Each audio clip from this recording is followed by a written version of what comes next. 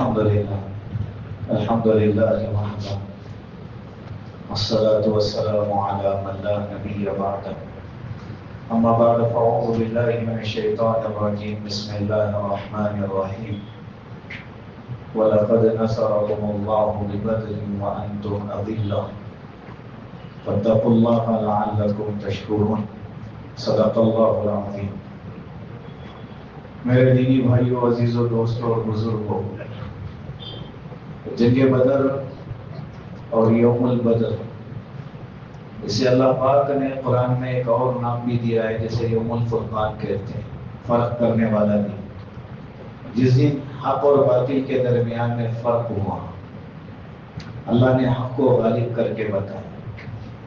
اس کی تاریخ ہمارے ذہنوں میں، ہمارے دل و دماغ میں، بلکہ ہماری نسل میں اس کی تاریخ پیوست ہونی چاہیے، معلوم ہونا چاہیے، کیونکہ یہ وہ تاریخ ہے جسے مسلمانوں نے بڑی قربانیوں سے دہرایا، اسے بڑی قربانیوں سے پورا کیا اور پھر دوبارہ بھی دہرانے کی طاقت رکھ سکتی ہے. بدر کا یہ جو دن ہے 17 رمضان، جس میں رسول اللہ صلی اللہ علیہ وسلم اور صحابہ کی جماعت نے کافروں سے ایک عظیم مقابلہ کیا تھا، اس کا مختصر پس منظر ہمارے ذہن میں ہونا ضروری ہے کہ یہ جنگ شروع کیوں ہوئی تھی، اس کی وجہ کیا ہے. حضرت مؤرخین نے لکھا ہے کہ رسول اللہ صلی اللہ علیہ وسلم نے اعلان نبوت کے بعد صرف برداشت ہی کیا ہے تقریباً 13 اور 15 سال تک. صحابہ کو بھی اللہ کے رسول نے وہی کہا کہ بس برداشت کرو، صلح کرتے ہوئے چلو. بڑی تکلیفیں اٹھائی رسول اللہ صلی اللہ علیہ وسلم نے اور صحابہ نے. جیسے کہ یہ بات مشہور ہے، مکے میں زندگی مشکل بنا دی تھی رسول اللہ صلی اللہ علیہ وسلم کی اور صحابہ کی. نماز پڑھنے نہیں دیتے تھے، ان کی اوجری لا کر رسول اللہ پہ ڈال دیتے تھے. گندگی اللہ کے رسول صلی اللہ علیہ وسلم کے راستوں پہ ڈال دیا کرتے. صحابہ کو بڑی تکلیفوں سے گزرنا پڑا، لیکن رسول اللہ نے کبھی اجازت نہیں دی جنگ کرنے کی. اللہ کے رسول نے فرمایا برداشت کرو، اللہ کی طرف سے کوئی مدد ضرور آئے گی. مدینے کی طرف ہجرت کا حکم ہوا تو مدینے چلے گئے، لیکن وہاں جانے کے بعد مکے والوں کو ایک پریشانی ہو گئی کہ یہ لوگ مدینے میں جا کے آرام سے رہنے لگے. کہیں ایسا نہ ہو کہ انہوں نے جو محنت شروع کی ہے وہ عام نہ ہو جائے. اسی لیے کوشش پوری یہ کرتے رہے کہ مکے سے مدینے میں آ کے لوگوں کو تکلیف دیتے رہے. بلکہ صحابہ جب کسی سفر میں باہر نکلتے تو راستے میں ان کو لوٹ لیا جاتا، اور اس کے برخلاف مزید اور انہوں نے یہ تکلیف دی کہ باقاعدہ جماعت بنا کر مکے سے مدینے کے کنارے میں آ کے اللہ کے رسول صلی اللہ علیہ وسلم کے صحابہ جو جانور چرایا کرتے تھے ان کو لے کر بھاگ گئے. ایسی تکلیفیں دیا کرتے تھے، اور ان کا یہ اندازہ ہو گیا تھا کہ صحابہ ان میں بزدلی آ گئی ہے، یہ تلوار چلانا نہیں جانتے، یہ اتنے سالوں سے خاموش اس لیے ہیں کیونکہ یہ لڑنا نہیں جانتے، یہ سارا کچھ بھول چکے ہیں. لیکن ایک دن وہ آیا جس دن رسول اللہ صلی اللہ علیہ وسلم نے صحابہ کو جمع کیا اور اللہ کے رسول نے فرمایا کہ مکے والوں کی طرف سے بڑی تکلیفیں اور اذیتیں ہم نے برداشت کر لی ہیں. اب مدینے میں آئے، یہاں بھی اطمینان سے رہنے نہیں دیتے، یہاں بھی آ کے ہمارے جانوروں کو یہ اغوا کر رہے ہیں، لے کے جا رہے ہیں. اسی لیے ان کو بتانا پڑے گا کہ اس سے کیا تکلیف ہوتی ہے. اس لیے رسول اللہ صلی اللہ علیہ وسلم نے صحابہ کی ایک جماعت کو تیار کر کے اپنے ساتھ لے کر نکلے اس قافلے کو روکنے کے لیے جو ابو سفیان مکے سے لے کے نکلے تھے. ابو سفیان کا جو تجارت کا قافلہ تھا، جس میں سارے مکے والوں کے لوگوں کا تجارت کا سامان تھا، اسے بڑے نفع والے سامان کے ساتھ ابو سفیان جا رہے تھے. رسول اللہ صلی اللہ علیہ وسلم کو پتہ چلا تو اللہ کے رسول صلی اللہ علیہ وسلم نے جنگ کے ارادے سے نہیں بلکہ اس قافلے کو لوٹنے کے لیے اور اسے روکنے کے لیے رسول اللہ صلی اللہ علیہ وسلم نے اپنے ساتھ صحابہ کی ایک جماعت لے کر مدینے سے باہر نکلے. اب صحابہ کتنے تھے؟ بعض نے فرمایا 313 تھے، زیادہ تر یہی روایت ملتی ہے 313 کی. بعض نے کہا 312 تھے. ایک صحابی کو اس میں پھر بھی جوڑا جائے گا اور وہ صحابی تھے حضرت عثمان رضی اللہ تعالیٰ، جن کو رسول اللہ صلی اللہ علیہ وسلم نے خود روکا تھا مدینے کے اندر، کیونکہ رسول اللہ صلی اللہ علیہ وسلم کی بیٹی بہت بیمار تھی۔ تو رسول اللہ نے فرمایا کہ تم ان کے خاطر یہی رک جاؤ، تمہارا شمار ہمارے ساتھ ہی ہوگا۔ اللہ کے رسول نے ان کو روکا لیکن شمار اپنے ساتھ کیا۔ اس لحاظ سے بھی یہ 313 کی جماعت تھی، کیونکہ لڑنے کا ارادہ نہیں تھا تو ہتھیار بھی زیادہ نہیں تھے۔ علماء نے لکھا ہے کہ بس 5-6 زرے تھی جن کے پاس جنگ کا لباس تھا، وہ 5-6 صحابہ ہی تھے، اور 7-8 تلواریں ہی تھی جسے اپنے ساتھ لے کے نکلے، اور سواریاں بھی اتنی کم تھی، ایک ایک سواری پہ 3-3 لوگ باری باری سوار ہوتے تھے۔ بلکہ علماء نے لکھا ہے کہ جس سواری پر رسول اللہ صلی اللہ علیہ وسلم سفر کر رہے تھے اس میں بھی خود رسول اللہ اکیلے نہیں تھے، بلکہ 3 اور 2 صحابہ اور ساتھ میں تھے، ایک حضرت علی رضی اللہ تعالیٰ، ایک حضرت زید رضی اللہ تعالیٰ، یہ بھی رسول اللہ کے ساتھ میں اس سواری پر تھے، باری باری سوار ہوتے تھے۔ علماء نے لکھا ہے کہ جب سفر شروع ہوا، اللہ کے رسول صلی اللہ علیہ وسلم کی جب بیٹھنے کی باری آتی تو یہ دونوں نیچے ہوتے، جب ان کی باری آتی تو جب ان کو سوار کرنے کا وقت آتا تو وہ کہتے نبی جی آپ نیچے چلیں گے، ہم اوپر بیٹھیں گے، یہ تو اچھا نہیں لگتا، اللہ کے رسول آپ اوپر ہی رہے، ہم چل لیں گے نیچے۔ تو رسول اللہ صلی اللہ علیہ وسلم ان سے کہتے تھے کیا تم سارا ثواب خود ہی لے کر چلے جاؤ گے؟ سارا ثواب تم خود لوٹ لو گے، مجھے ثواب کی ضرورت نہیں ہے۔ اللہ کے رسول اپنی جب باری ہوتی تھی نیچے چلنے کی خود نیچے اتر کے چلتے تھے۔ لیکن ابو سفیان بڑے چالاک تھے، ان کو پتا چل گیا کہ مکے مدینے سے لوگ نکلے ہیں اور میرے قافلے کو روکنے کے لیے نکلے، اس لیے ابو سفیان نے 2 کام کیے۔ سب سے پہلی بات ابو سفیان نے یہ کیا کہ ایک انسان کو مکے کی طرف دوڑایا کہ جاؤ اور مکے میں اعلان کرو کہ تمہارا سامان لوٹنے والا ہے، مدینے کے لوگ ہم پر حملہ کرنے والے۔ اور دوسرا کام ابو سفیان نے راستہ بدل لیا، کیونکہ بڑی ذہانت تھی۔ علماء نے لکھا ہے مسلمان ہونے سے پہلے بھی جنگ کے جو معاملات ہیں اس میں ابو سفیان کو بڑی مہارت حاصل تھی۔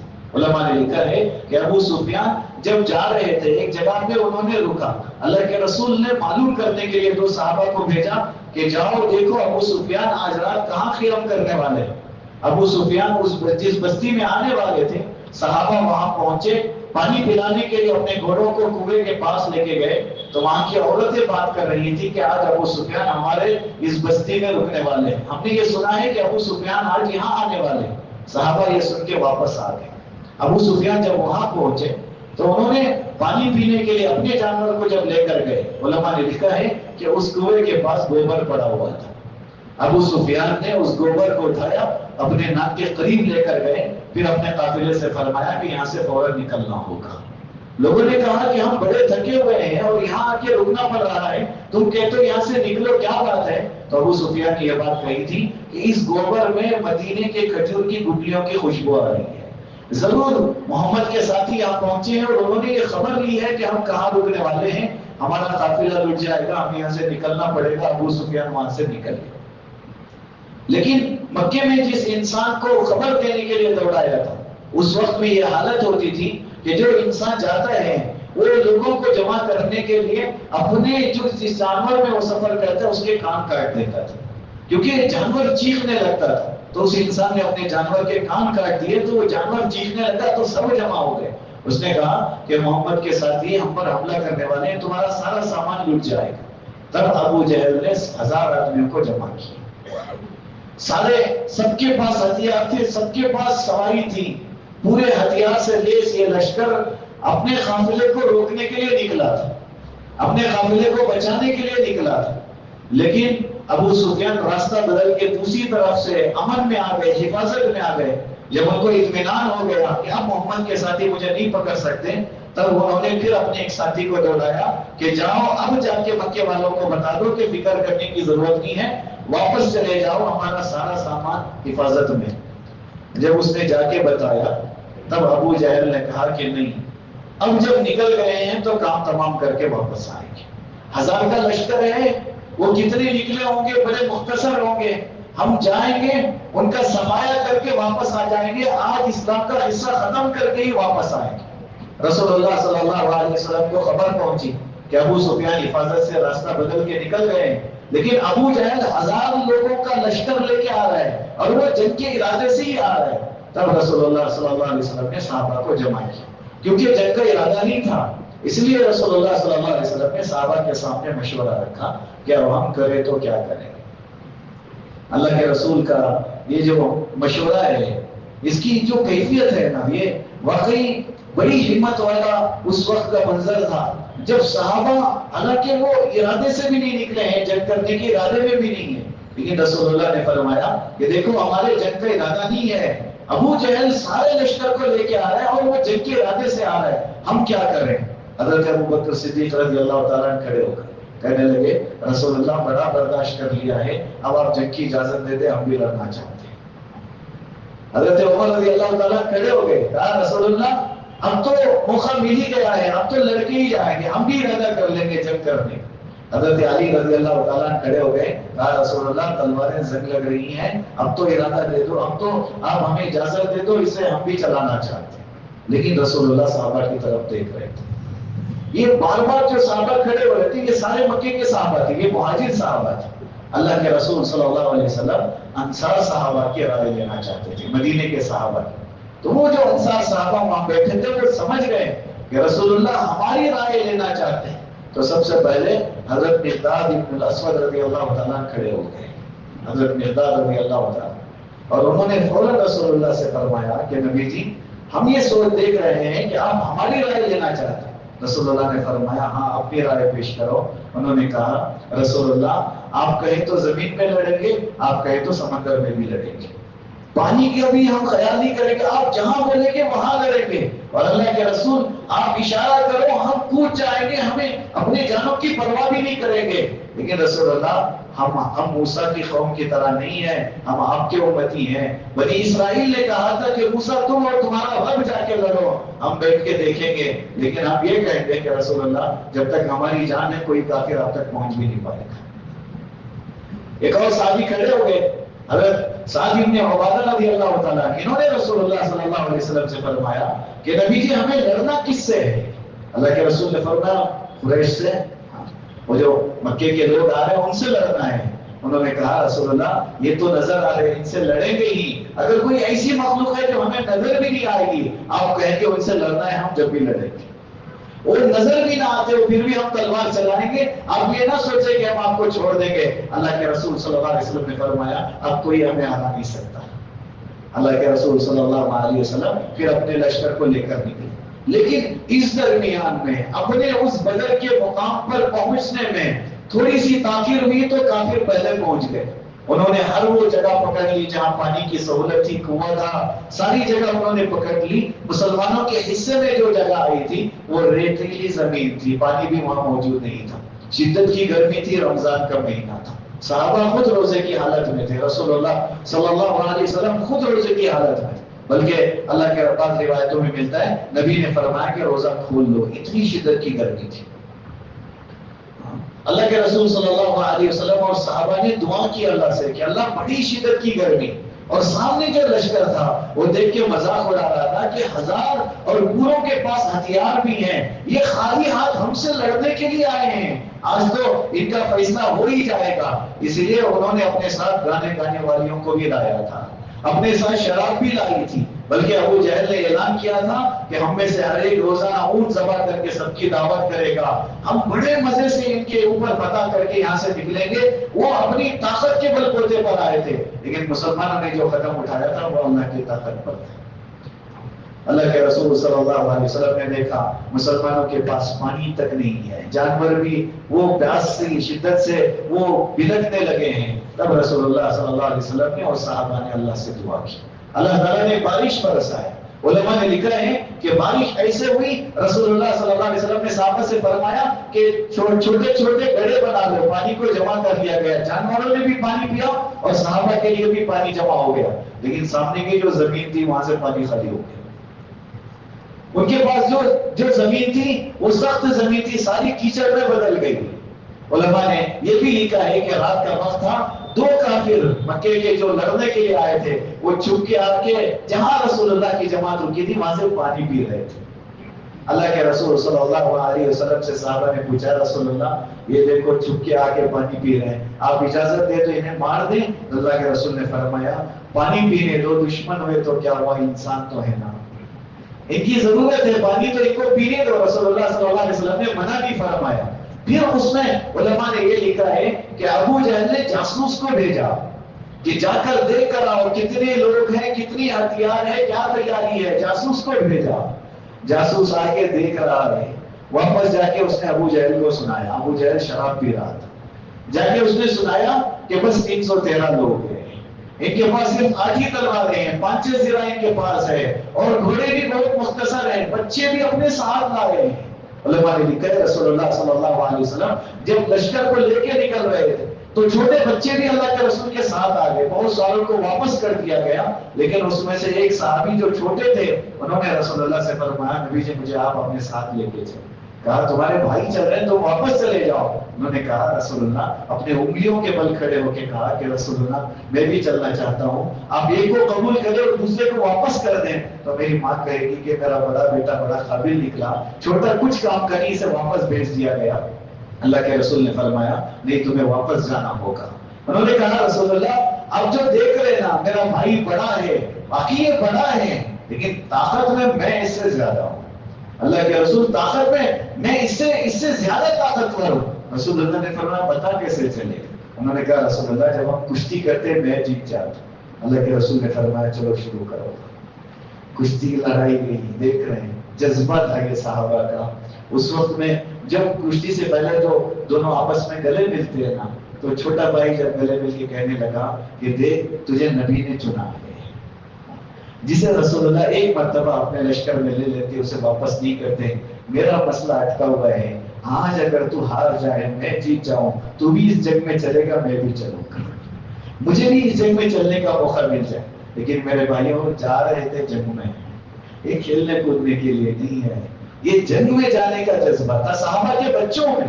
اللہ کے رسول صلی اللہ علیہ وسلم نے جب دیکھا نا ان کی باتوں کو سنا نا، رسول اللہ صلی اللہ علیہ وسلم کا چہرہ کھل اٹھا۔ واقعی ایسی ہی کشتی میں جب ان کے درمیان میں پنجہ آزمائی ہوئی تو چھوٹے بھائی جیت گئے۔ انہوں نے خوشی سے کہا کہ رسول اللہ اب آپ مجھے منع نہیں کر سکتے، میں بھی آپ کے ساتھ چلوں گا۔ اب اس وقت میں جو جاسوس نے دیکھا اس نے آگے کہا بڑی عمر کے لوگ بھی اپنے ساتھ لائے ہیں، چھوٹے بچے بھی ان کے ساتھ۔ ابو جہل ہنس کے کہنے لگا کہ لڑائی کی کوئی ضرورت نہیں ہے، سب اپنے جانوروں کو تیار کرو، کل صبح میں جنگ کے بغیر ہی ان میں سے ہر ایک کے ہاتھ پر باندھ کے مکے میں لے جا کے ان کا کیا کرنا سوچیں گے۔ جب اس جاسوس نے کہا جلدی نہ کرو، تھوڑا سا انتظار کرو، جلدی نہ کرو، تھوڑا سا انتظار کرو، میں ان کے درمیان میں جو جا کر آیا ہوں ان میں سے ہر ایک سر پہ کفن بن کے نکلا تھا، تم ان کو مارنے کی باتیں کر رہے ہو، ان میں سے کوئی جینے کے لیے آیا ہی نہیں ہے، وہ سارے سر پہ کفن باندھ کے نکلے ہیں۔ اور سب اس وقت میں مصلی پہ بیٹھ کے میں نے ان کے قریب جا کے سنا، وہ اپنے رب سے سنا رہے اللہ کل موقع ہے شہادت پیش کرنے کا، میری جان کو اس جنگ میں قبول کر لینا۔ سارے مرنے کے ارادے سے آئے، کوئی واپس جانے کے ارادے سے آیا ہی نہیں ہے، ان کا جذبہ بتا رہا ہے ہم مشکل میں ہیں۔ ابو جہل ساری رات شراب پی رہا تھا۔ علماء نے لکھا ہے کہ اس وقت میں رسول اللہ صلی اللہ علیہ وسلم نے اور صحابہ اللہ کے رسول نے صحابہ سے بتایا کہ ہمارے اس وقت کے 2 کام ہیں، رات میں اللہ کو منانا، صبح میں میدان میں اتر کے نعرہ تکبیر بلند کرنا۔ یہ صحابہ کے صفات تھے۔ آج وہ چیز امت میں ختم ہو گئی ہے، کتنے بھی حالات آئے نا ہم راتوں میں اللہ کے لیے جاگنا ہم نے چھوڑ دیا، اللہ سے مانگنا ہم نے چھوڑ دیا کہ اللہ کی مدد کہاں سے آئے گی۔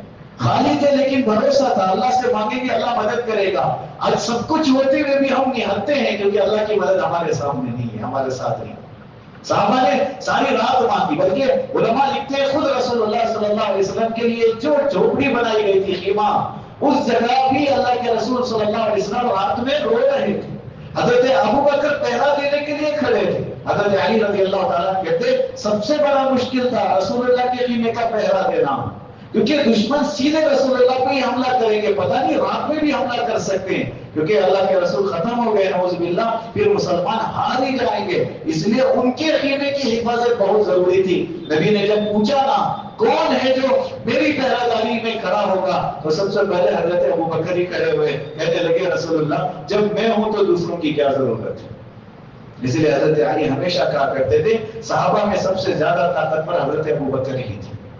کیونکہ جنگ بدر کے موقع پر بھی انہوں نے رسول اللہ کی حفاظت کے لیے اپنے آپ کو پیش کیا، اور جب غارِ ثور پہ چڑھنے کا موقع آیا اس وقت میں رسول اللہ کو اپنے کندھوں پہ لے کے چڑھے ہیں۔ نبوت کا بوجھ اٹھانے کی طاقت اللہ نے حضرت ابوبکر کو دی تھی۔ حضرت ابوبکر کہتے ہیں رات میں باہر کھڑا ہوا تھا پہرا دینے کے لیے، لیکن میں نے دیکھا میرے نبی تڑپ کے رو رہے تھے۔ اللہ کو انہوں نے سنایا کہ اللہ ایک چھوٹی سی جماعت ہے جسے میں آج لے کے آیا ہوں، اگر یہ آج ختم ہو گئے نا پھر قیامت تک تیرا نام لینے والا کوئی باقی نہیں رہے گا۔ اللہ کو سنا۔ علماء نے اس کی وضاحت میں لکھا ہے کہ اللہ نے تسلی دی، نبی آپ فکر نہ کرو 1000 فرشتے آئیں گے۔ ایک روایت ملتی ہے نبی سے کہا گیا نبی جی آپ فکر نہ کرو 3000 فرشتے ہم بھیجیں گے۔ اللہ کے رسول پھر بھی رو رہے، پھر نبی سے کہا آپ فکر نہ کرو 5000 فرشتے آئیں گے۔ اللہ کے رسول رو کے کہہ رہے تھے اللہ آپ کا وعدہ تھا آپ ہمارے ساتھ ہوں گے، ہمیں فرشتے بھی آپ چاہیے۔ اللہ نے کہا یہ ماں کو میں تمہارے ساتھ، نبی جی آپ اکیلے نہیں۔ یہ سب سے دلاسا والا جملہ ہے، آج ایمان والوں کو لگتا ہی نہیں کہ اللہ ہمارے ساتھ ہے۔ اللہ کے رسول صلی اللہ علیہ وسلم کے رونے پر حضرت ابوبکر کہتے ہیں ایسے رو رہے تھے مجھے ترس آ گیا، میں جا کے رسول اللہ سے لپٹ گیا کہ نبی جی آپ بس کر کتنا روئیں گے، اللہ کی مدد آ گئی ہے۔ اللہ کے رسول صلی اللہ علیہ وسلم دعا سے فارغ ہوئے، حضرت انس رضی اللہ تعالیٰ کہتے ہیں صبح میں جب ہم اٹھے جنگ شروع ہونے سے پہلے رسول اللہ کے ہاتھ میں چھڑی تھی، اللہ کے رسول صلی اللہ علیہ وسلم نے صحابہ کو لے جا کے جگہ بتائی کہ یہ جگہ ابو جہل مرے گا، یہ جگہ یہ ولید کی ہوگی، یہ عتبہ کی، یہ شیبہ کی، رسول اللہ نے جگہ بتائی۔ حضرت انس رضی اللہ تعالیٰ بعد میں کہتے ہیں جو جنگ ہوئی ہے لوگ تلواروں اور تیروں کو دیکھ رہے تھے، میں نے ان جگہوں کو دیکھا، اللہ کی قسم جہاں نبی نے جس کا نام لیا اس کو اسی جگہ پہ کاٹا گیا ہے، اس کی لاش اسی جگہ پہ پڑی، مجال ہی نہیں تھی کہ کوئی دوسری جگہ پہ جا کے مرے۔ نبی نے بتایا کیونکہ اللہ نے مدد بھیجی تھی، اللہ نے خود فرمایا وَلَقَدْ نَصَرَكُمُ اللَّهُ بِبَدْرٍ وَأَنْتُمْ أَذِلَّةٌ، اللہ نے فرمایا اللہ نے تمہاری مدد کی بدر میں تم کمزور تھے، اللہ نے مدد کی ہے تمہاری، اللہ تعالیٰ کی ایسی مدد آئی، رسول اللہ نے پہلے ہی بتایا۔ اور دوسرے دن جب جنگ کا منظر شروع ہونے والا تھا علماء نے لکھا ہے کہ صحابہ کی صفیں بنائی جا رہی تھی، اللہ کے رسول کے ہاتھ میں وہ چھڑی تھی، رسول اللہ صحابہ کے صفوں کو سیدھے کرتے ہوئے اللہ کے رسول کی وہ چھڑی صحابی کے پیٹ پہ لگ گئی۔ انہوں نے رسول اللہ سے فرمایا نبی جی آپ نے مجھے مار دیا، آپ کی چھڑی لگ گئی ہے رسول اللہ۔ اللہ کے رسول نے فرمایا چلو بدلہ لے لو۔ انہوں نے کہا رسول اللہ آپ چھڑی میرے حوالے کریں اور آپ اپنا کرتا ہٹائیں، اپنی چادر ہٹائیں۔ رسول اللہ نے جب ہٹایا تو صحابہ دیکھ رہی ہے کیا کریں گے، لیکن وہ صحابی رسول اللہ سے نپٹ گئے۔ انہوں نے نبی سے کہا کہ نبی جی اب جنگ شروع ہونے والی ہے، پتہ نہیں کہ شاید میری زندگی کا آخری وقت ہوگا یہ، اس لیے میں نے سوچا کہ کسی بہانے سے جاتے ہوئے میں آپ سے لپٹ کے جاؤں، اس لیے بہانہ بنا کہ میں آپ سے لپٹا ہوں، ورنہ میری مجال کہاں کہ میں آپ کو چھڑی لگاؤں۔ ایسے کئی صحابہ کے واقعات ملتے ہیں جنہوں نے ایسی خواہش ظاہر کی، بلکہ یہاں تک ملتا ہے جب رسول اللہ صلی اللہ علیہ وسلم کو قبر اطہر میں اتارا گیا تھا اس وقت میں بھی ایک صحابی نے اپنی انگوٹھی نکال کے اندر ڈال دی تھی اور لوگوں سے کہا لوگوں میری انگوٹھی گر گئی ہے، بڑی قیمتی ہے، مجھے اٹھانا ہوگا۔ لوگ دیکھ رہے ہیں اس سے نبی سے زیادہ قیمتی اس کی انگوٹھی ہے، جب نیچے گئے تو انہوں نے انگوٹھی اٹھانے کے بہانے رسول اللہ کو اٹھا کے لپٹ دیا تھا۔ حضرت مغیرہ غالباً ان کا نام لکھا ہے، اور روتے ہوئے کہنے لگے رسول اللہ دل بڑا بے چین تھا، لگتا ایسا تھا کہ اگر آپ کو گلے نہ لگایا تو یہ پھٹ جائے گا، اس لیے بہانہ بنا کے آپ کو لپٹ چکا ہوں۔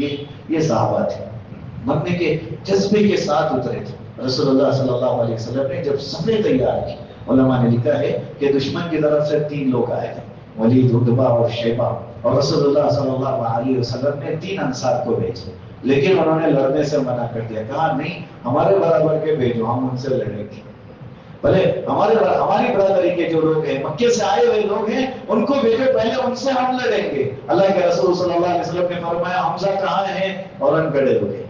رسول اللہ میں تیار۔ رسول اللہ نے فرمایا ابو عبیدہ ابن الجراح رضی اللہ عنہ کہاں ہیں، کھڑے ہو گئے۔ رسول اللہ میں تیار ہوں۔ اور اللہ کے رسول نے فرمایا علی کہاں ہیں، علماء نے لکھا ہے ایسے کھڑے تھے جیسے ان کو پتا تھا کہ میرا نمبر ضرور آئے، ایک دم سے چھلانگ لگائی، کہا رسول اللہ میں تو تیار ہوں، ہم میدان میں اترے۔ اللہ کے رسول صلی اللہ علیہ وسلم کے 3 صحابہ، علماء نے لکھا ہے 2 صحابہ کو کوئی مشکل نہیں تھی، دونوں نے سامنے کے دشمن کو ایک دم سے ختم کر دیا۔ حضرت حمزہ وہ تو اللہ اس کے رسول کے شیر تھے، انہوں نے دشمن کو یوں گرایا۔ حضرت علی رضی اللہ تعالیٰ جب لڑ رہے تھے علماء نے لکھا ہے سامنے والا بڑا طاقتور تھا، اس نے مارا تو حضرت علی کے کندھے سے ہوتے ہوئے تلوار گئی، لیکن حضرت علی نے جب اللہ اکبر بول کر اس پر تلوار چلائی، اس کے کندھے سے ٹانگوں کے بیچ سے تلوار نکلی تھی۔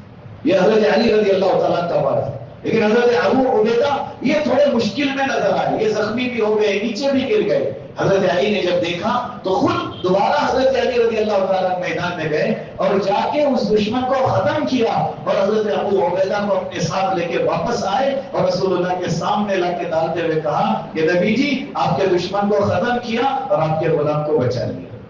اللہ کے رسول میں نے اسے ختم بھی کیا ہے اسے، اور آپ کی اس امتی کی میں نے حفاظت بھی کی ہے۔ جب گھمسان کی لڑائی ہوئی ہے آپس میں، ادھر سے بھی ادھر سے بھی سارے صحابہ گھس کے لڑے ہیں، علماء نے لکھا ہے ایک ایسی لڑائی تھی کافر یہ سوچ کے آ رہے تھے کہ 1000 کے درمیان میں 313 کا حساب بھی نہیں ہے، لیکن بعد میں انہوں نے بتایا جس کے ہاتھ میں لکڑی ہے وہ بھی گردن مار رہا تھا، جس کے ہاتھ میں لکڑی ہے وہ یوں لکڑی اٹھائے گردن اڑ رہی ہے۔ انہی میں سے ایک اور کافر ہے جس کے بارے میں لکھا تھا کہ بڑے مضبوط تھے، لیکن جنہوں نے ان کو پکڑا تھا وہ چھوٹے صحابی تھے، وہ پکڑ کے لے کے آ رہے تھے۔ اللہ کے رسول نے دیکھا تو مسکرایا، تو وہ کافر خود کہنے لگے کہ نہیں نہیں انہوں نے نہیں، مجھے نہیں پتا مجھے کس نے پکڑا ہے، لیکن پکڑ کے میرے ہاتھ باندھ دیا۔ اللہ کہتے ہیں میں تمہاری مدد کروں گا۔ اللہ نے کہا نا میں نے تمہاری مدد کی، فرشتے اتر آئے تھے، اللہ نے فرشتوں کو بھیجا ہوا تھا ان کی مدد کے لیے۔ کافروں کو نظر آ رہا تھا کہ کوئی ہے جو تلوار چلا رہا ہے۔ میرے بھائیوں ایمان والوں کی مدد آج بھی ہو سکتی ہے، لیکن وہ ایمان پیدا کرنے کی ضرورت ہے، وہ یقین پیدا کرنے کی ضرورت ہے۔ اس وقت میں جو لڑائی ہو رہی ہے حضرت عبد الرحمن ابن عوف رضی اللہ تعالیٰ کہتے ہیں ان میں سے جو چھوٹے بچے تھے، جو 2 سال کے، جو 2 چھوٹے بچے آئے ہوئے تھے 11 سال کے اور 13 سال کے، یہ بچے میرے سامنے آ کے مجھ سے بات کر رہے ہیں چاچا یہاں ابو جہل کون ہے؟ میں پریشان ہو گیا کہ یہ ہیں اتنے چھوٹے بچے، یہ یہاں آ کے اس انسان کے بارے میں پوچھ رہے جو سامنے والوں کا کمانڈر ہے، جو سب سے طاقتور مانا جاتا ہے، اس کے بارے میں پوچھ رہے ہیں۔ تو حضرت عبد الرحمن بن عوف رضی اللہ عنہ کہتے ہیں مجھے سوال پیدا ہوا، میں نے کہا بچوں کرو گے کیا؟ تو انہوں نے جو جذبہ اپنا بتایا نا، اسے کسی نے ایک جملے میں ایسے بتایا مر جائیں گے یا ماریں گے ناری کو، جہنمی کو ناری کہتے ہیں۔ انہوں نے بچوں نے جو جذبہ بتایا نا، اسے ایک شاعر نے کہا کہ مر جائیں گے یا ماریں گے ناری کو، سنا ہے گالیاں دیتا ہے محبوب باری کو۔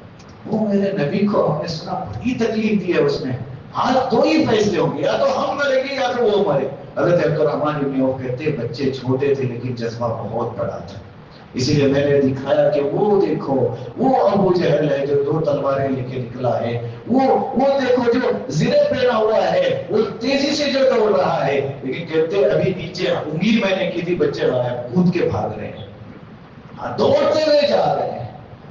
یہ تعلیم ہمارے بچوں کو بتانے کی ضرورت ہے۔ ہم ان کو بچوں کو کتے بلی سے ڈرا رہے ہیں، بچوں کو ڈرا نہیں، کتا آ جائے گا بلی آ جائے گا، اسے کبھی اللہ سے ڈرایا ہی نہیں ہم نے، اللہ سے تعلق بنایا ہی نہیں ان کا۔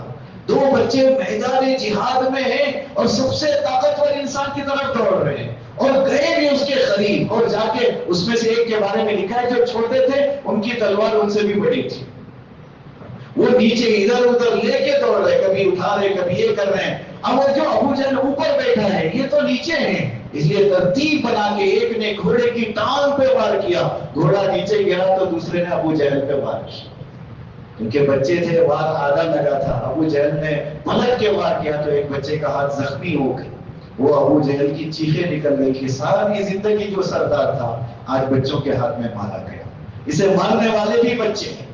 اور حضرت انس نے جسے بتایا وہ وہاں پڑا ہے جہاں رسول اللہ نے بتایا، ہر دشمن جسے کاٹا گیا وہ اس جگہ میں پڑا ہے۔ حضرت بلال رضی اللہ تعالیٰ کو لوگوں نے دیکھا یہ امیہ کو دوڑاتے ہوئے بھاگ رہے تھے، امیہ جس نے ان کے سینے پہ چٹان رکھی تھی اور باری باری اپنے دوستوں کو بلاتا تھا مارنے کے لیے، حضرت بلال امیہ کے پیچھے بھاگ رہے تھے اور وہ معافی مانگ رہا تھا کہ بلال معافی مل جائے گی، بلال معافی مل جائے گی۔ حضرت بلال نے فرمایا سب کو معاف کروں گا لیکن تجھے معاف نہیں کروں گا، جو درد تو نے دیا ہے۔ حضرت عبد الرحمن نے کہا کہ بلال کوئی معافی مانگے تو معاف کر دینا، کہا سب کو آج معاف کروں گا لیکن اسے معاف نہیں کروں گا، اس نے میرے سامنے نبی کو بڑا کہا، میرے دل سے ایمان نکالنے کی کوشش کی، آج اسے نہیں چھوڑوں گا۔ سارے دشمنوں کا وہی حشر ہوا۔ حضرت عبداللہ ابن مسعود رضی اللہ تعالیٰ نے دیکھا کہ ابو جہل نیچے گرا ہے، تو انہوں نے اس کی گردن کاٹی. جب کاٹنے کے لیے گئے تو وہ کہہ رہا تھا کہ بھائی تھوڑا لمبی کاٹ دے، تھوڑا نیچے سے کاٹ دے، کیونکہ جب میری گردن رکھی جائے نا تو غلاموں سے تھوڑی اوپر نظر آئے، لوگوں کو پتا چلے کہ سردار ہے. میرے نبی نے یہ بات بتائی تھی کہ موسیٰ کے فرعون سے بھی زیادہ سخت اس امت کا فرعون ابو جہل تھا، بڑا سخت انسان تھا. اس وقت جو منظر ہے، صحابہ اور سارے لوگوں کو دوڑانے، 70 قیدی بنائے، 70 کافروں کو قید کیا، 70 کو مار کے ختم کیا اور ان کو لے جا کے کنویں میں ڈالا، ان سب کی لاشوں کو کھینچ کے لے جا کے کنویں میں ڈالا. 1000 تھے اور یہ 313 تھے، لیکن جنگ کا جو منظر ہے علماء نے لکھا ہے یہ صرف اللہ کی مدد کی وجہ سے ہوا تھا. ان کی جو ہمت ہے، اللہ کی ذات پر جو بھروسہ تھا، کیسی مدد آئی. یہ 313 اور سامنے 1000 اور کتنا دوڑا دوڑا کے مار رہے ہیں، خود آ کے قیدی بن رہے تھے. 70 کو قیدی بنا کے اللہ کے رسول صلی اللہ علیہ وسلم کے صحابہ اپنے ساتھ لے کے آئے تھے. رات کا وقت تھا، جب جنگ ختم ہوئی، 70 قیدیوں کو لے کے واپس جب مدینے میں آئے، اللہ کے رسول صلی اللہ علیہ وسلم ان 70 قیدیوں کے بارے میں کہا کہ ان کو باندھ کے ایک جگہ پہ ڈال دو. حضرت بلال کو باندھنے کے لیے کہا گیا، حضرت بلال نے سب کو کس کے باندھا تھا. علماء نے لکھا ہے رات کا وقت تھا جب اللہ کے رسول صلی اللہ علیہ وسلم دوبارہ اپنے حجرے سے باہر نکل کے چکر لگا. حضرت بلال نے فرمایا رسول اللہ اب تو آپ کے آرام کرنے کا وقت ہے، آپ یہاں چکر لگا رہے ہیں. رسول اللہ نے فرمایا تم نے اسے بڑا کس کے باندھ دیا ہے، یہ درد سے آہ کرتے مجھے نیند نہیں آتی. یہ دشمنوں کے ساتھ ہمارے نبی کا معاملہ تھا. بلکہ میرے بھائیوں، جو دشمن سامنے آئے تھے نا، وہ اللہ کے رسول کے سچے ہونے کا ان کو پورا یقین تھا. علماء نے اسی جنگ کے بارے میں لکھا ہے کہ ابو جہل سے ایک انسان نے پوچھا تھا جنگ کے میدان میں کہ بتا وہ جو محمد ہے نا اس کے بارے میں تیرا کیا خیال ہے. اس نے کہا تھا کہ اس سے زیادہ سچا انسان کوئی ہو نہیں سکتا. لیکن لڑائی کس بات کی؟ کہا اگر مان لیں گے تو غلام بننا پڑے گا، سرداری چلی جائے گی، اس لیے اسے ختم کرنے کی کوشش کی جا رہی ہے. سب کچھ پتا تھا یہ صحیح ہے، لیکن پھر بھی وہ اپنی سرداری اپنے ناک کے مسئلے کی وجہ سے لڑنے کے لیے آئے. صبح میں مشورہ ہوا، اللہ کے رسول صلی اللہ علیہ وسلم نے صحابہ سے پوچھا ان لوگوں کا کیا کریں گے، ان کو کرنا کیا ہے. اس وقت میں حضرت عمر رضی اللہ تعالیٰ کھڑے ہو گئے، کہا رسول اللہ میرا جو رشتہ دار ہے اسے میرے حوالے کرو، میں اس کی گردن کر دوں گا.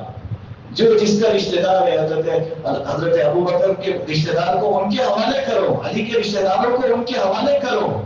حضرت عباس اس میں تھے، قیدیوں میں آئے تھے. حضرت عباس رسول اللہ صلی اللہ علیہ وسلم کے چچا تھے، وہ بھی قیدیوں میں آئے تھے. حضرت عمر کہتے ہیں رسول اللہ آپ اپنے چچا کی خدمت کر ان کو چھوڑنا نہیں، ان کو عبرتناک سزا دیں گے. اللہ کے رسول صلی اللہ علیہ وسلم نے پھر پوچھا کوئی اور آئے ہیں؟ حضرت ابو بکر کھڑے ہو گئے، کہا رسول اللہ آپ انہیں معاف کر دیں اور ان سے فدیہ لے کر ان کو روانہ کر دیں. مسلمانوں کو فائدہ ہو جائے گا جو ان سے پیسے لیں گے، فدیہ لیں گے، اس سے مسلمانوں کو فائدہ ہو جائے گا. اور دوسری چیز رسول اللہ ہو سکتا ہے ان میں سے کوئی مسلمان بھی ہو جائے، اور میں تو امید کرتا ہوں ان میں سے اکثر مسلمان ہو جائے. رسول اللہ صلی اللہ علیہ وسلم نے حضرت ابو بکر کی رائے کو پسند فرمایا اور فیصلہ بھی فرمایا، ان سے فدیہ لیا جا رہا ہے. کوئی آ کر کہتا ہے میرے پاس فدیہ نہیں ہے، اللہ کے رسول کہتے ہیں تمہیں کوئی فلاں علم تمہیں آتا ہے وہ مدینے کے بچوں کو سکھاؤ پھر تمہیں آزاد کر دیا جائے. ان کے پاس جو ہنر تھا اسے لیا گیا، پھر ان کو چھوڑ دیا گیا. حضرت عباس جن کا تذکر آیا میرے ذہن میں بات آ گئی. حضرت عباس رضی اللہ عنہ کو بلایا رسول اللہ صلی اللہ علیہ وسلم نے اور فرمایا چچا فدیہ دو اور یہاں سے واپس جا سکتے ہو. انہوں نے کہا چچا بھتیجے میں خالی ہوں، میرے پاس کچھ بھی نہیں ہے. معجزات میں لکھا ہے رسول اللہ صلی اللہ علیہ وسلم کے، اللہ کے رسول نے فرمایا چچا آپ کو یاد نہیں ہے جب آپ نکل رہے تھے کمرے کا دروازہ بند تھا، آپ کے پاس چھوٹی سی سونے کی اینٹ تھی جسے نکال کے آپ نے چاچی کو دی تھی اور کہا واپس آیا تو لے لوں گا ورنہ تو اپنے خرچ کے لیے رکھ لینا. آپ نے چاچی کے پاس دیا ہوا ہے. حضرت عباس کہنے لگے بھتیجے فدیہ تو دوں گا لیکن پہلے کلمہ پڑھ لوں گا، کیونکہ جس وقت یہ معاملہ ہوا تھا میرے اور میرے بیوی کے علاوہ کوئی اور تھا ہی نہیں. یہ تجھے پتا چل گیا، اس کا مطلب یہ ہے کہ اللہ نے تجھے بتایا، تیرے رب نے تجھے بتایا اور بالکل برحق ہے. اس لیے فوراً حضرت عباس رضی اللہ عنہ نے کلمہ پڑھ دیا، مسلمان ہو گئے. میرے بھائیوں یہ جو جنگ بدر کا جو مسئلہ ہے اس میں اللہ کے رسول صلی اللہ علیہ وسلم کے جو داماد تھے ان کے لیے بھی ان کو چھڑانے کے لیے رسول اللہ کی بیٹی نے اپنا ہار بھیجا تھا جسے دیکھ کے رسول اللہ نے آنسو بہائے تھے. بہرحال طویل واقعہ ہے. آج اس فضا کو دوبارہ پیدا کرنے کی ضرورت ہے. آج بھی وہی بات لے کر کافروں میں یہی بات چل رہی ہے کہ مسلمانوں میں بزدلی ہے. بزدلی کیوں نظر آ رہی ہے؟ کیونکہ اس وقت میں جو ایمان والوں کا اللہ سے تعلق تھا وہ تعلق آج مسلمانوں میں نہیں ہے. صاف غیروں کو یہ لگتا ہے کہ مسلمانوں کا مسجد سے کوئی تعلق نہیں ہے. کتنے لوگ ہیں جو مسلمان مسجد میں جا رہے ہیں، کتنے لوگ ہیں جو اسلام کو جانتے ہیں. یہ مسلمان صرف نام کے مسلمان رہ گئے، ان کے پاس کوئی طاقت نہیں ہے. ورنہ اس زمانے کے کافروں نے یہ بات کہی تھی کہ بڑے مختصر ہیں مسلمان، ختم کرنا بڑا آسان ہے، بس کیا کرے ایک کالا بیچ میں آ جاتا ہے. ان سے لڑنا بڑا مشکل ہے، ان کو ختم کرنا بڑا مشکل ہے. اور حضرت خالد بن ولید رضی اللہ تعالیٰ وہ لاکھیں لشکر کے سامنے 60 آدمیوں کو لے جانے کے لیے بڑی مشکل سے راضی ہوتے تھے. 1 لاکھ کا لشکر، 60,000 کا لشکر، اور ان سے حضرت خالد بن ولید سے جب پوچھا جاتا تھا تو وہ کہتے تھے کہ مجھے بس 10 آدمی کافی ہیں. بڑی مشکل سے ان کو 60 آدمی دیے جاتے تھے کہ نہیں اپنے ساتھ لے کے جاؤ، اور 3 گھنٹوں میں فیصلہ کر کے واپس آ جاتے تھے. لیکن وہ ایمان والے آج نہیں ہیں، وہ اللہ سے تعلق والوں کی آج کمی ہے. کتنے حالات میں دیکھو، اچانک کل فلسطین پر حملہ ہو گیا، شاید آپ کو یہ پتا ہوگا. آج بھی 365 ساتھی جو بتایا جا رہا ہے جو شہید ہو گئے راتوں رات. انہوں نے سوچا بھی نہیں تھا، وہ آرام کر رہے تھے، اچانک سے ان پر حملہ ہوا. معصوم بچے، بچیاں، نوجوان، عورتیں، سارے وہ بس یہ سوچ رہے کہ اب تو رکا ہوا ہے، آرام کر رہے تھے، ان پر اچانک سے حملہ ہو گیا، وہ چلے گئے. لیکن پوری دنیا خاموش ہے. پوری دنیا کے لوگ، چھوٹا سا ملک جہاں پوری دنیا پر وہ حکومت کرنے چل رہا ہے، وہ چھوٹا سا جس کے پاس اللہ کی مدد بھی نہیں ہے، لیکن اس وقت میں بھی ہمیں اللہ سے تعلق نہیں ہے، اس وقت میں بھی ہم اللہ سے مانگنے کو تیار نہیں ہیں. میں اپنی بات کو ختم کرتا ہوں. سلطان صلاح الدین ایوبی کے بارے میں لکھا ہے کہ ایک دن یہ بڑے پریشان تھے، ایک دن ان کو بڑا پریشان دیکھا گیا. تو ایک اللہ والے پوچھنے لگے کہ کیا ہوا، تمہیں بڑا پریشان دیکھ رہا ہوں. تو انہوں نے کہا کہ اس وقت میں نہ ہمارے پاس ہتھیار ہیں، نہ طاقت ہے، کچھ بھی نہیں، ہم بڑے کمزور ہیں. لیکن میں نے سنا کہ عیسائیوں کا بڑا لشکر سمندر کے راستے سے سفر کر کے آ رہا ہے. تو وہ کہنے لگے کہ سلطان صلاح الدین ایوبی، پریشان تجھے بھی ہونے کی ضرورت نہیں، مجھے بھی ہونے کی ضرورت نہیں. ان کے پاس سب کچھ ہوگا لیکن اللہ ان کے پاس نہیں ہے. مانگیں گے اللہ سے، میں بھی مانگوں گا، تو بھی مانگنا، اللہ کوئی راستہ نکالے گا. رات میں جب وہ اللہ والے مسجد میں آئے تو کسی کو کنارے پہ تڑپتا ہوا دیکھا. وہ تڑپ کے اللہ کو سنا رہے تھے کہ اللہ یہ مسئلہ میرا نہیں ہے، یہ مسئلہ یہ تیرے گھر کا ہے، یہ تیرے بنائے ہوئے قبلہ اول کا مسئلہ ہے. اللہ مسلمان بہت تھوڑے ہیں اور خالی بھی ہے، میں نے سنا ایک بڑا لشکر آ رہا ہے، رو رہے ہیں. پیچھے وہ اللہ والے آ کے قریب سے دیکھا تو یہ وہی بادشاہ سلطان صلاح الدین ایوبی تھے. وہ رات کو اللہ کے سامنے رو رہے تھے. میرے بھائیوں، کیا ہمیں یاد ہے ہم نے کسی رات میں فلسطین کے لیے رویا ہو؟ یا ایمان والے جب مشکل میں ہیں تو کیا ہم نے کبھی آنسو بہائے؟ ہم نے یاد پڑتا ہے ہم قصوروار ہیں، ہم مجرم ہیں. صبح میں حضرت سلطان صلاح الدین ایوبی مسکرا رہے تھے. وہ اللہ والے جب انہوں نے دیکھا تو پوچھا ہوا کیا؟ کہا حضرت خبر آئی ہے کہ وہ سارا اور سمندر میں ڈوب کے سب ختم ہو گئے. وہ جو کشتیاں آ رہے تھے بھر کے عیسائیوں کی، سارے ڈوب گئے. تب انہوں نے ایک جملہ کہا تھا کہ وہ سمندر میں نہیں تیرے آنسو میں ڈوبے. ان کو سمندر میں نہیں ڈوبایا، اس کو تیرے آنسو نے جو تو نے اللہ سے مانگا تھا اس میں ڈوبایا. میرے بھائیوں، ہم سب عید کی تیاری میں ہیں لیکن وہ لوگ اپنے لاشوں کو اٹھا. آج وہ مضمون میں نے پڑھا جس میں لکھا ہے کہ بہت سارے اس میں ملبوں کے نیچے دبے ہوئے ہیں. شاید سانسیں بھی چل رہی ہو لیکن ملبے نکالتے نکالتے اسے ہٹاتے ہٹاتے ان کی سانسیں بھی بند ہو جائیں گی. اس لیے میرے بھائیوں، اس وقت میں دوبارہ فضائے بدر پیدا کرنے کی ضرورت ہے. سب سے پہلی چیز ہم اپنی صلاحیتوں کو پہچانیں، اپنی طاقتوں کو پہچانیں اور اللہ سے تعلق بنانے کی کوشش کریں. ہم جیسے رمضان میں اللہ سے جڑے ہوئے ہیں، ارادہ کر کے اٹھے کبھی یہ منظر کبھی نہیں چھوڑیں گے. ایسا جو اللہ سے تعلق ہے اسے کبھی دور نہیں جائے گے، اللہ کو چھوڑ کے کہیں نہیں جائیں گے. اللہ سے ہی ہر چیز لیں گے، اللہ کو منا کے چھوڑیں گے، ارادہ کر کے یہاں سے اٹھنا ہے. فضائے بدر میں وہی ہوا تھا. جو 313 تھے کس جذبے میں کہہ رہے تھے کہ رسول اللہ لڑکے ہی جائیں گے، کیونکہ پتا تھا کہ ہم اکیلے نہیں ہیں، اللہ ہمارے ساتھ ہے. لیکن ہم ڈرے ہوئے ہیں. حکومت کہاں ہماری گر جائے گی اس بات پر اسلامی ممالک ڈرے ہوئے ہیں، ان کے اندر ڈر پیدا ہوا ہے.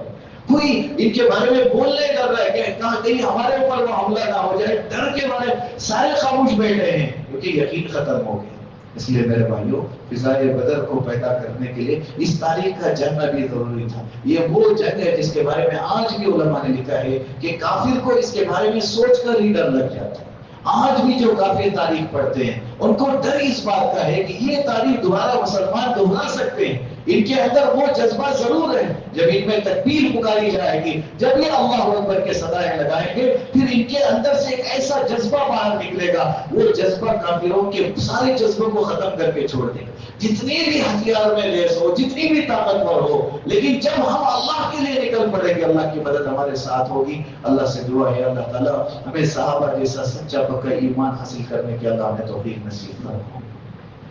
الحمدللہ رب العالمین. اللهم صل على سيدنا شفيعنا حبيبنا مولانا محمد وبارك وسلم. اللهم لا سهل الا ما جعلته سهلا وانت تجعل الحزن سهلا اذا شئت. اللہ بڑے گناہگار ہیں, خطا کار ہیں, مجرم و سیاہکار ہیں. اللہ ہمارا ایمان ہی کمزور ہے, یقین ہی کمزور ہے. اللہ ہم نام کے مسلمان رہ گئے, حقیقت کا ایمان ہمارے پاس نہیں ہے. اللہ اسی حالت میں مر گئے تو کل قیامت میں ہمارا کس میں شمار ہوگا یہ سوچ کر ہی ڈر لگتا ہے کہ اللہ تجھے مانتے بھی ہیں اللہ, لیکن مضبوطی سے مان نہیں رہے ہیں. اللہ آپ سب کچھ کر سکتے ہیں, اللہ آپ کے لیے کچھ بھی مشکل نہیں ہے, لیکن اللہ ہمارے یقین میں کمزوری ہے, ہمیں معاف فرما دے. ہمارے اعمال میں کمزوری ہے, ہمیں معاف فرما دے. اللہ ساری طاقتیں آج ہمارے پاس ہیں, لیکن آپ کا تعلق ہی ہمارے پاس نہیں ہے. ہمیں اپنا بنا لے اللہ, اللہ ہمیں اپنا بنا لے اور ان کے حوالے نہ فرما. اللہ تو نے کافروں کے حوالے کر دیا, اللہ ہمارے بچوں کو ذبح کر رہے, اللہ ہمارے ایمان والے بھائیوں کو جب چاہے اللہ شہید کرتے جا رہے ہیں. اللہ بڑی تکلیف ہو رہی ہے. اللہ ہم نے تھوڑی سی سانس لی تھی, دوبارہ یہ مسئلہ شروع ہو جائے گا, ہم نے سوچا نہیں تھا. اللہ مدد فرما دے, اللہ مدد فرما دے, اللہ اللہ مدد فرما دے. اللہ بدر میں جس جذبے کے ساتھ صحابہ اترے تھے وہ جذبہ ہمیں بھی نصیب فرما, وہ ایمان ہمیں بھی نصیب فرما.